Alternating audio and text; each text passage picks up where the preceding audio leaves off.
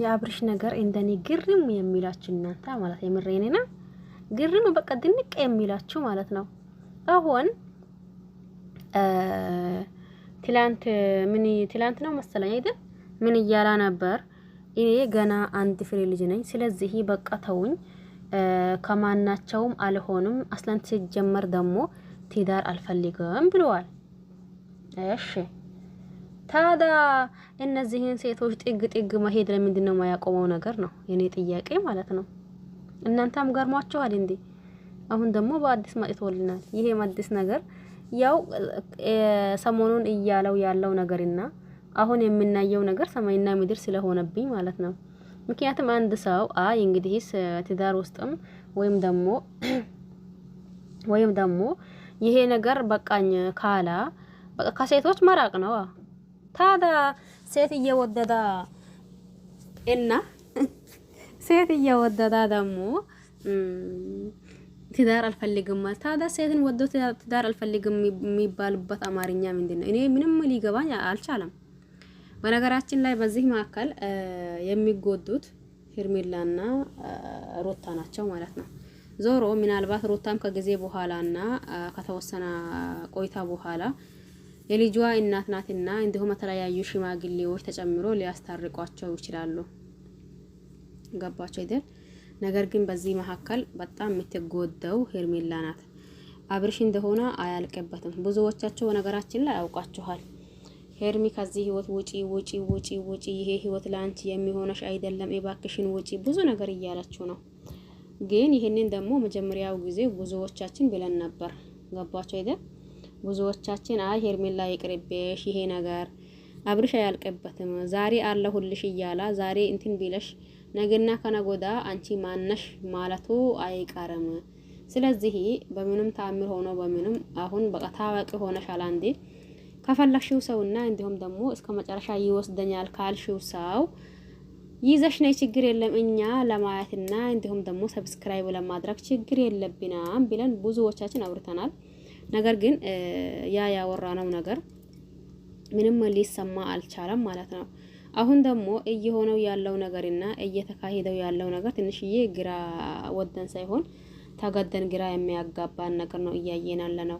ምን መሰላችሁ?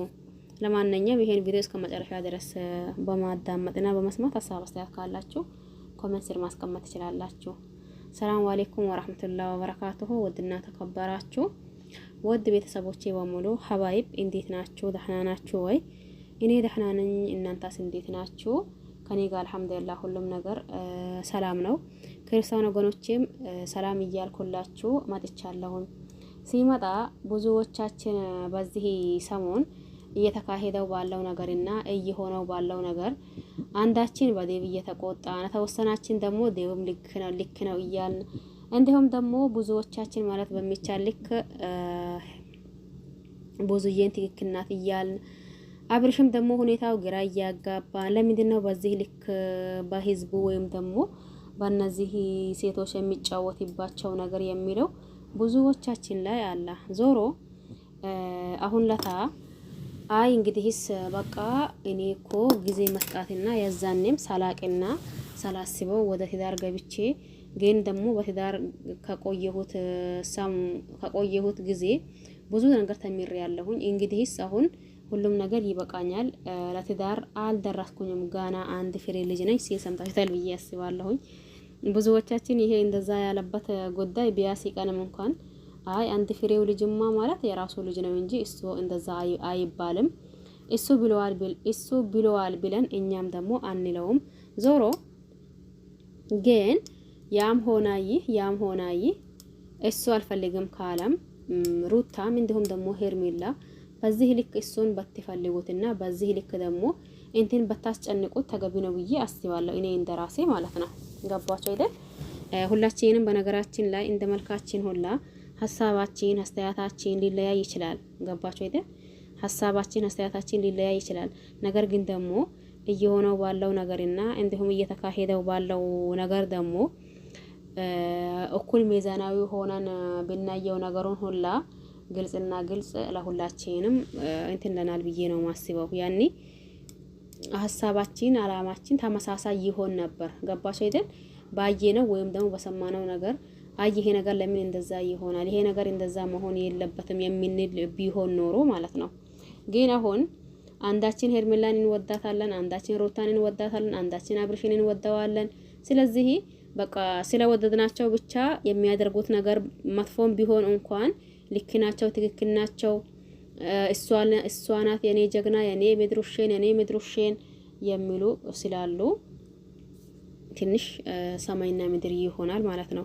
ግን ደግሞ እውነት ከማውራት ወደ ኋላ የለምና እንዲሁም ደግሞ ስለወደድናቸው ብቻ ጥፋታቸውን ድብቅ ማድረግ አንችልም፣ ስለጠላናቸውን ብቻ ጥፋተኛ ማድረግ አንችልም የምንል እኛ ያው ይሄንን ታቆታላችሁ። ያኒ ሰሞኑን አብርሽ ባወራው በእያንዳንዱ ነገር በሩታና በሄርሜላ አንዳቸውንም አልፈልግም ካላ እነሱም ደግሞ ከሶሪቆ የራሳቸውን እንትን ቢኖሩ ተገቢ ነው ብዬ አስባለሁኝ። ምክንያቱም አንድ ሰው እዚህ ጋር የሆነ ነገር እንትን ስትሉ ያ ሰው ለእናንተ ቦታ ካለው ነው አይደል? መቼስ ይገባችኋል ብዬ አስባለሁኝ። ያ ሰው ደግሞ ለእናንተ ቦታ ከሌለው እናንተ ግድ ሆናችሁ ዱብዳ ሄዳችሁ አትወጥቁም። ሰህ ወለላ። ስለዚህ ሄርሜላም ትሆን ሩታ በቃ የራሳቸውን እሱ እንደዛ ብሎ አይደል ወይ ሩታን ፈልጎ የሚመጣ ድረስ ወይም ደግሞ ሄርሜላን ፈልጎ እስከሚሄድ ድረስ እነሱም ከሶሪቆ ሰላም ቢሉ ተገቢ ነው ብዬ አስባለሁኝ። የእናንተን እንግዲህ እናንተ ነው የምታውቁት። በያላችሁበት ሰላማችሁ ይብዛ። ባይ ባይ።